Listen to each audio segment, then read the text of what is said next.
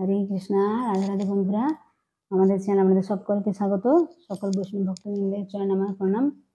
আপনারা সকলে কেমন আছেন? আশা করি রাধা মাধবের কৃপায় সকলেই ভালো আছেন।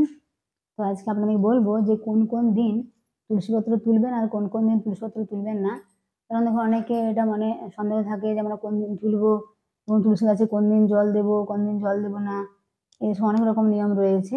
তো দেখুন, তুলসী গাছে জল দান কিন্তু আমরা বছরে 365 দিনে করতে পারেন, কারণ এটা শাস্ত্রের প্রমাণ রয়েছে। আর কোন কোন দিন আপনারা তুলবেন না আর কোন কোন দিন তুলবেন, এই জিনিসটা আপনাদের বলবো।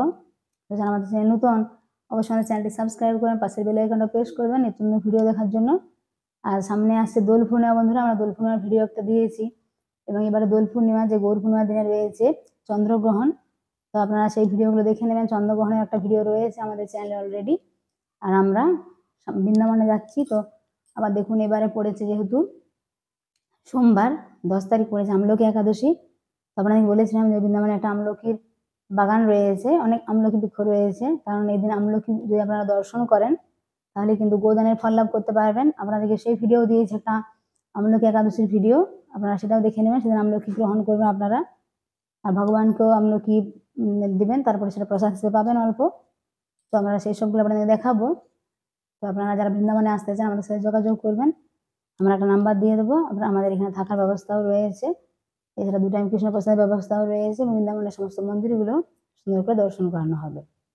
এখন আপনাকে বলবো যে কোন কোন দিন আপনারা তুলসীপত্র তুলবেন আর কোন দিন তুলবেন না। দেখুন, এমনিতে তো আমরা যারা সনাতনী হিন্দুরা রয়েছে কি করে, প্রতিদিন সকালে প্রাতঃ স্নান করে ভগবানের পূজা অর্চনা করে কি করতে হয়, প্রতিদিন তুলসী মহারানীকে জলদান করতে হয় এবং তুলসী পরিক্রমা করতে হয়। কারণ তুলসী পরিক্রমা করলে কি হয় বন্ধুরা, আমরা জেনে অজানে যে পাপ করি, যেমন মন্ত্রতেই রয়েছে, জানি কানি চ পাপানি ব্রহ্মহত্যাদি কানি চ তানি তানি প্রণশ্যন্তি প্রদক্ষিণ পদে পদে। অর্থাৎ তুলসী মহারানীর আমরা যে প্রদক্ষিণ করছি, পরিক্রমা করছি, প্রতি পরিক্রমা আমাদের কি হয়, আমরা জেনে অজানে যে জানতে এবং অজান্তে আমরা যে পাপ করছি সমস্ত কিন্তু ব্রহ্মহত্যার পাপও কিন্তু দূরীভূত হয়।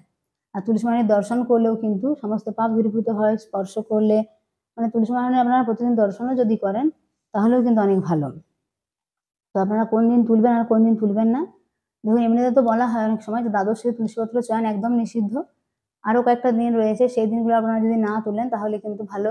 যেমন দেখুন রয়েছে চন্দ্রগ্রহণ, সূর্যগ্রহণ, এগুলো তো বছরে সবসময় হয় না, মাঝে মাঝে হয়। তো চন্দ্রগ্রহণ সূর্যগ্রহণ থাকাকালীন তুলসীপত্র কিন্তু চয়ন করতে নেই। আর তুলসী চয়নের সময় একটা মন্ত্র রয়েছে, তুলসী মহারানীর প্রার্থনা করতে হয় যে তুলসী মহারানী গায়ে যেন কোনো আঘাত না লাগে, ক্ষমা প্রার্থনা করতে হয়, এবং চয়ন করার পরেও আবার প্রার্থনা করতে হয়। তো আপনারা দ্বাদশীতে কিন্তু তুলসী চয়ন করবেন না, একাদশীতেও চয়ন না করলে ভালো। আপনারা যদি একাদশীর আগের দিন সংগ্রহ করে নেন, কারণ এমনিতে বলা হয় যে তুলসীপত্র যদি রাখা হয় 21 দিন পর্যন্ত কিন্তু সেই তুলসীপত্র পুজো দেওয়া যায়। কারণ অনেকে বাইরে থাকে, সেখানে থাকে না, তো তারা কি করে, একবার চয়ন করে রেখে দেয় এবং কয়েকদিন পুজো করে। আর যাদের ঘরে রয়েছে তুলসী মহারানী তারা চয়ন করতে পারেন। কারণ দেখুন যে আমরা যে সবুজ রঙের তুলসী পত্র, যখন যখন দুটো পত্র দুদিকে হয় এবং মাঝে একটা দেখবেন মঞ্জরি থাকে, যদি আপনারা সেই মঞ্জরির সময় তুলসীপত্র ভগবানকে দেন তাতে কিন্তু ভগবান কিন্তু খুব প্রসন্ন হন। আপনারা কৃষ্ণের চরণে দিতে পারেন, গোপালকে দিতে পারেন, নৃসিংহদেবকে দিতে পারেন। নৃসিংহদেবের দেখবেন অনেক সময় হয় মায়াপুরে দেখবেন 108 তুলসী দিয়ে নৃসিংহদেবের পুজো দেওয়া হয়। অনেক সময় দেখবেন অনেক বাধা বিপত্তিতে মানুষ কিন্তু এটা করে, এটা কিন্তু খুব ভালো। আপনারা বাড়িতেও করতে পারেন, কখনো ভগবানকে যদি অনেক তুলসীপত্র থাকে 108 তুলসী দিয়ে ভগবানের পুজো করতে পারেন। তো আপনারা একাদশীতেও যদি না তোলেন, আগের দিন তুলে রাখেন, তাহলে একসাথে একাদশী দ্বাদশী 2 দিনের পুজো হয়ে যাবে। কারণ ভগবানের পুজোতে তুলসীপত্র লাগে, ভগবানের চরণে দিতে হয়। আর আমরা যে ভোগ নিবেদন করি ভগবানকে, সেখানেও তো আমরা যে সমস্ত ভোগ নিবেদন করি তুলসীপত্র না দিলে তো ভগবান ভোগ গ্রহণ করেন না, তুলসীপত্র দিতে হয়। তো আপনারা আগে থেকে সংগ্রহ করবেন। আর অমাবস্যা পূর্ণিমা এগুলো তো যদি না তোলেন তাহলে খুব ভালো, এগুলো যদি আপনারা মেনে চলেন। অমাবস্যা, পূর্ণিমা এবং সংক্রান্তি, অর্থাৎ প্রতি মাসে একদিন করে যে সংক্রান্তি আসে, আর রবিবার, আর চন্দ্রগ্রহণ, সূর্যগ্রহণ, এইগুলো একাদশী দ্বাদশী, এই দিনগুলো আপনারা মনে রাখবেন। এই দিনগুলোই যদি তুলসীপত্র চয়ন না করেন তাহলে কিন্তু ভালো। কারণ তুলসী মহারানীর সাথে জড়িত রয়েছে আমাদের গৃহের সব কিছু। যদি তুলসী মহারানী আপনারা ভালো করে প্রসন্ন করেন তাহলেই কিন্তু পরিবারের সুখ শান্তি বজায় থাকে, মা লক্ষ্মী প্রসন্ন হন। তুলসী মহারানী প্রসন্ন হলে কি হয় বন্ধুরা, দেখুন দেবী লক্ষ্মী নারায়ণ যদি প্রসন্ন হন তাহলে আপনার গৃহে কিন্তু সুখ শান্তি বজায় থাকবে। কারণ সকলেই চায় অর্থ, তো অর্থের জন্য আমাদের কি করতে হবে, লক্ষ্মী নারায়ণের পুজো একসাথে ভালো করে করতে হবে।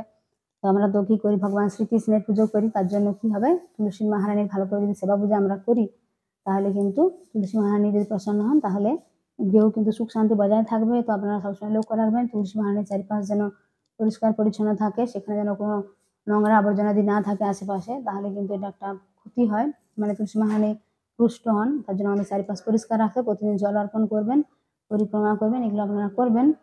সকালবেলা সেবা পূজা আপনারা করে নেবেন ভগবানের, তারপরে কিন্তু এটা পরিক্রমা করবেন প্রতিদিন, তাহলে কিন্তু খুব ভালো।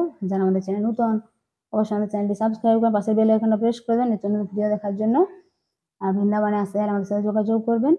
তো সকলে ভালো থাকবেন, সকলে প্রেম বলুন হরে কৃষ্ণা, হরি বল, রাধে রাধে।